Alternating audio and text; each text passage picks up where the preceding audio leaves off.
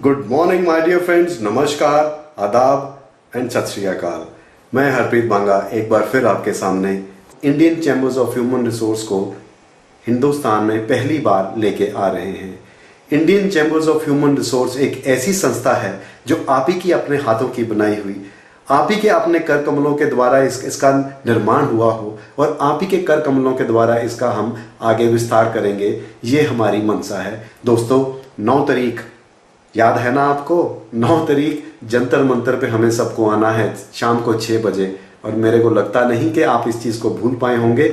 जिस तरह के मेरे को फ़ोन कॉल्स आए और जिस तरह मेरे दोस्तों ने प्रोत्साहित किया, ऐसे दोस्त जिनको अब तो मोदी जी ने भी बोल दिया है कि हमारे जो पड़ोसी हैं वो नए तरह के डिजिटल पड़ोसी हो गए, इंस्टाग्राम, फेसबुक, ट्विटर, लिंक्डइन, और इस Indian chambers of human resource के खातिर रखने वाले और इसका दायरे को समझ के आगे बढ़ने वाले दोस्तों में से एक हैं। पिछले कुछ एक दिनों के दौरान मेरी बातें खूब सारे मंत्रियों के साथ जो मौजूदा हैं या जो दूसरी सरकारों से भी संबंध रखते हैं उनसे बात हुई। मेरी सरकारों के साथ, मिनिस्ट्रीज के साथ, विभागों के साथ जब बात हुआ तो एक ही बात निकल के आई कि वो भी जानते हैं कि हम लोग गवर्नमेंट के अगेंस्ट नहीं हैं। हम गवर्नमेंट के अधीन रह के अपने एग्जेक्टिव्स के साथ बात करने में दृढ़ निश्चय रखते हैं और अपने ही दोस्तों को आगे बढ़ाने की, जिसको हम बोल सकते हैं गवर्नेंस के अंदर, we have to help others into governance. Others मतलब जब मैं बोलता हूं तो मेरे मायने सरकार से हैं। सरकार के पास ना तो इतना वर्चस्व है, ना ही इतना पैसा है कि वो आके हर किसी को आके फाइनेंस करें या उनको आगे लेके उनके मुद्दे को आगे बढ़ाएं। लेकिन मोदी जी का जो कहनी और कथनी, उसमें कोई फर्क नहीं, कोई दो राय नहीं। मैं तो इतना जानता हूं कि हमें आगे बढ़ना है और नेकी के रास्ते पे आप लोगों को साथ जोड़ के, ताकि जब भी हमारी प्राइवेट इंडस्ट्री के अंदर हमारे भी तो परले आती है, हमारी परले जो है हमें नौकरी से निकाल दिया जाता है बेवजह। कंपनी सिक हो गई, विजय माल्या जी भाग गए, स्नैपडील वालों ने बेफालतू हमें निकाल दिया, IBM, विप्रो, शायद कितनी ही ऐसी संस्थाएं हैं जहां पे आप काम कर रहे हैं, लेकिन ये नहीं मायने उसके निकाले जा सकते कि आपको कल ही निकाल दिया जाएगा, ऐसा नहीं है। लेकिन स्थिति कोई इतनी अच्छी और अनुकूल भी नहीं है साथियों। हम चाहते हैं कि हम लोग सब मिलके सामने आए, एक निश्चय करके, एक दृढ़ निश्चय करके, Indian chambers of human resource के अधीन रहकर एक ऐसी ताकत बने जो ताकत आगे देश को आगे बढ़ाए और देश की बढ़ाई के अंदर ही हमारी सबकी फायदा होगा। बहुत बड़े ओहदेकार अपनी नौकरियां छोड़ कर हमारे साथ जुड़ना चाहते हैं और जुड़ भी रहे हैं और कुछ तो हमारे साथ आ भी गए हैं। आपको ये खुशी होगी जानकर कि कितने ही सारे IPS officers, IAS officers, IFS officers और ना जाने कितने ही बड़े बड़े उद्योगपति हमारे साथ आज जुड़ने के लिए तैयार हैं। इसलिए नहीं कि हम लोग उनको मजबूर कर रहे हैं, मजबूरी नहीं वो देख के आ रहे, ये सब हमारे साथ जुड़ना चाहते हैं क्योंकि ये समझते हैं, ये सब हमारे साथ इसलिए जुड़ना चाहते हैं साथियों क्योंकि ये भी समझते हैं कि प्राइवेट इंडस्ट्री जो है इसको अब ऊपर उठाना है। इसके अंदर जो अनिश्चितता है, जो लोगों के अंदर एक उत्सुकता है और जो लोगों के अंदर एक भय है कि हमें कल नौकरी से निकाल दिया जाएगा, इस चीज को दूर करने में आपकी काउंसलिंग के लिए मैंने आपको लास्ट टाइम भी बताया था, शायद इंग्लिश में हमारे कॉल सेंटर के दोस्तों ने बोला कि सर हमें उस चीज के बारे में दोबारा बताएं। तो हम लोग चाहते हैं कि हम अपना ही एक अंदर ट्रिब्यूनल लेके आए, अपनी ही संस्था के अंदर ICHR जिसको हम बोलते हैं, Indian chambers of human resource, इसके अंदर ही हम एक फैमिली कोर्ट जैसे होती है उसी के अधीन हम लोग चाहते हैं कि आप लोग अपनी शिकायत हो, आपका कोई कंसर्न हो, आपको वेतन के मामले में आपकी कोई और शिकायत हो जिसके अंदर आपको लगता है कि आपके साथ कुछ ठीक नहीं हो रहा है, आपके साथ धक्का चल रहा है या आपके साथ आपको फोर्स किया जा रहा है, तो प्रॉबेबली हम इन सब मुद्दों को लेकर, इन सारे मुद्दों को सुनकर एक अपनी ही फैमिली कोर्ट, जिसको हम बोल सकते हैं कि अपने ही फैसले अपने ही घर के अंदर बैठकर हम कर सकें, इसी वजह के लिए हम लोग Indian chambers of human resource को बढ़ावा देना चाहते हैं और आप सब दोस्तों को बोलते हैं कि आओ हमारे साथ जुड़ो, हमारे साथ आए।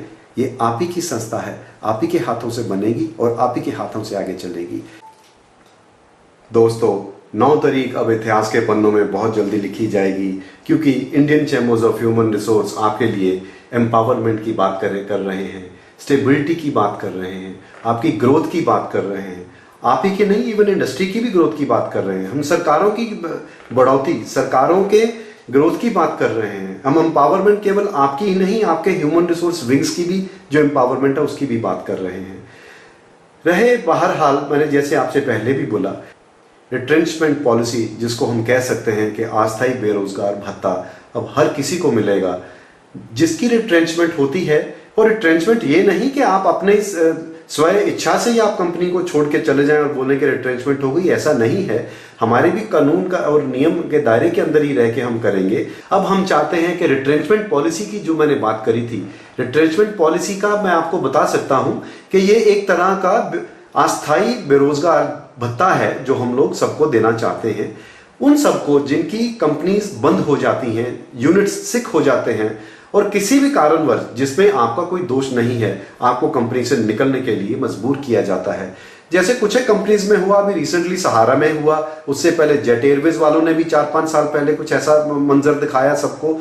ऐसी कंपनी है जहां पे बिना आपकी गलती के आपको कंपनी से निकल जाने के लिए कहा जाएगा, उन सारे बच्चों के लिए, उन सारे हमारे मेंबरान के लिए हम लोग आपको अस्थायी बेरोजगार भत्ता देने की बात कर रहे हैं। और ये जो अस्थायी बेरोजगार भत्ता है, ये हमें सरकार से नहीं मिलेगा, ये हमारी ही किटी से, हमारे ही अपने पैसे के साथ जो हम इकट्ठा करेंगे अपने मेंबर्स की फीस के दौरान, या जो आप हमें डोनेशंस देंगे उसी डोनेशंस के थ्रू हम लोग इसको आगे आप तक पहुंचाने का संकल्प करेंगे। इसके अलावा रिट्रेंचमेंट के मैंने आपको ये भी बोला था पिछली बार कि हम लोग अपने सभी मेंबर्स, जो भी हमारा मेंबर होगा हमारे संस्था के साथ, ICHR chambers of human resource के साथ जुड़ा रहेगा, अगर खुदा ना वास्ता कहीं हादसाग्रस्त होके वो हमारे बीच में नहीं है, तो हम लोग उन पीड़ित परिवारों के लिए 3 लाख तक का जो हमारा, जिसको हम एक्स ग्रेशिया अमाउंट बोलते हैं, 24 घंटे के अंदर पहुंचाने का संकल्प लेते हैं। और इसी के तहत मैं आपको ये भी कहना चाहता हूं, एम्पावरमेंट केवल पैसे से नहीं आती, एम्पावरमेंट केवल इकट्ठा होकर खड़े होने से नहीं आती। इसके पीछे बहुत बड़ी एक सोच है, इसके पीछे एक बहुत बड़ा हमने रिसर्च किया है।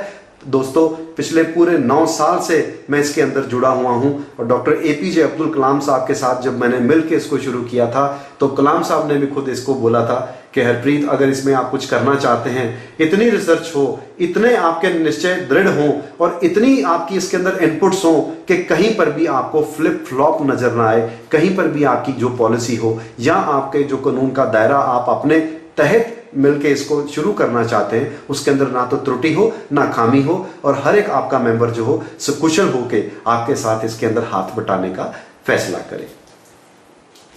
तो जैसे दोस्तों मैंने आपके साथ अस्थायी बेरोजगार भत्ते की बात करी, जिसको हम रिट्रेंचमेंट पॉलिसी बोलते हैं, और जैसे ही मैंने आपके साथ एक्स ग्रेशिया अमाउंट की बात करी, ऐसी ही मैं आपको एक और अच्छी एक खबर सुनाना चाहता हूं। हम लोग सरकारों के साथ मिलकर, आपका अगर हमारे साथ साथ होगा तो हम लोग इस चीज के लिए बिल्कुल संकल्प लेंगे। आज हम 9 तारीख को जब हम इकट्ठा होंगे तो हम सब इसी चीज का संकल्प लेंगे कि हम सरकार के साथ मिलकर, आपके साथ मिलकर एक ऐसी पॉलिसी लेके आए कि हमारे जो ग्रेजुएट दोस्त हैं, जिन्होंने ग्रेजुएशन किया हुआ है, जो पढ़े लिखे हमारे दोस्त हैं, उनके लिए भी कम से कम एक मिनिमम सैलरीज का हमारे साथ एक पॉलिसी आना चाहिए। ये चीज दोस्तों तब तक पॉसिबल नहीं होगी जब तक हमारे पास नंबर्स नहीं होंगे। मैं आपको दोबारा बार बार यही बोलता हूं, आग्रह करता हूं, आप आए, आप निकल के आए, हाथ जोड़े। अब एकजुटता से ही काम चलेगा। गवर्नमेंट से हमें पैसा नहीं चाहिए, हमें किसी पैसे की इमदाद नहीं चाहिए। हमें गवर्नमेंट को यह बताना है, हमें जिताना नहीं है, हमें बताना है कि हम सब साथी इकट्ठा हैं और हमारी मुसीबत है।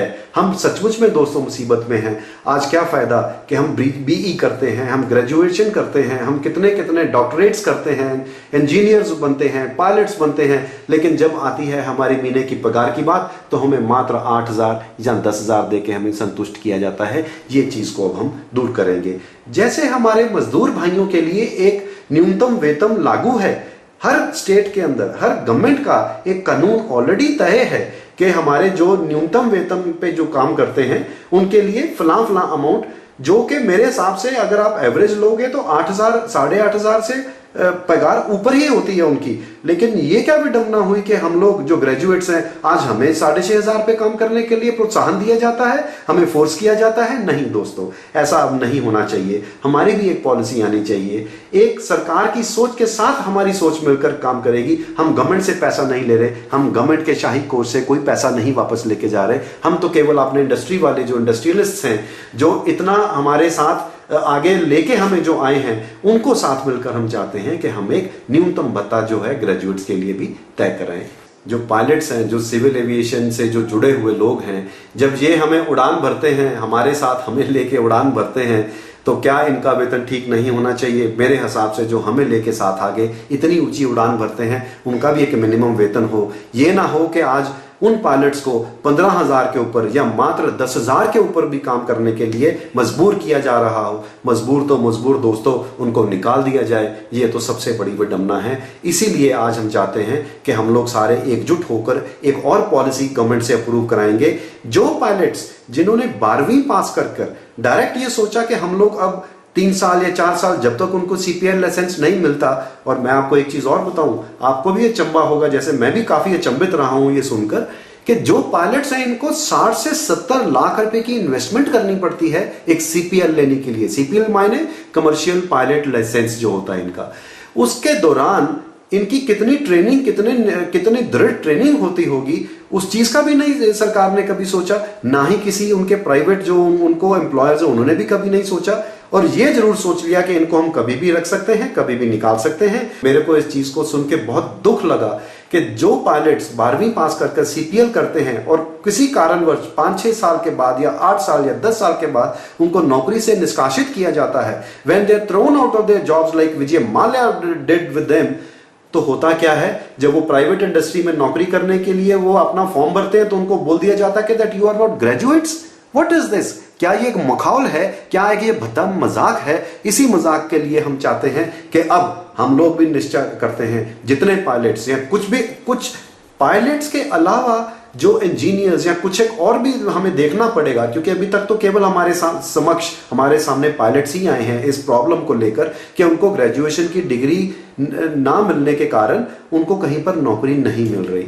इस चीज को मेरे को लगा कि हम एक गवर्नमेंट के साथ मिलकर अगर क्यों ना हम अपना छोटा सा डेलीगेशन लेकर अपना सरकार के पास जाएंगे, सरकारें जरूर सुनेंगी, सरकारें सुनती हैं और सरकारें मानती भी हैं। ये आपने भी देखा है। और इस सरकार के अंदर तो एक जो सबसे अच्छी जो हमें चीज लगी कि मोदी जी बोलते हैं minimum government and maximum governance. तो अगर यही है और अगर मोदी जी के कहनी और कथनी में कोई अंतर नहीं है, बहुत शीघ्र हम लोग दोस्तों मिलकर जो हम खुद ही अपनी कंपनीज में बैठकर इनको दूर कर सकते हैं। मैं नहीं मानता कि मोदी जी हमारी बात को नहीं सुनेंगे, ये सरकारें हमारी बात को नहीं सुनेंगी, या ये जो सरकार के विभाग है हमारी बातों को नहीं सुनेंगे। ऐसा मैं नहीं मानता, क्योंकि मेरे को अपनी सरकार पर निश्चय है, मेरे को सरकार के दृढ़ संकल्प के ऊपर बहुत निश्चय है। और जिस तरफ हमारे कदम चल चुके हैं सरकार के, मैं आपको बोलता हूं अब केवल हम आपके साथ सशक्तिकरण की बात करेंगे तो ये गलत होगा, क्योंकि अब सरकार भी चाहती है कि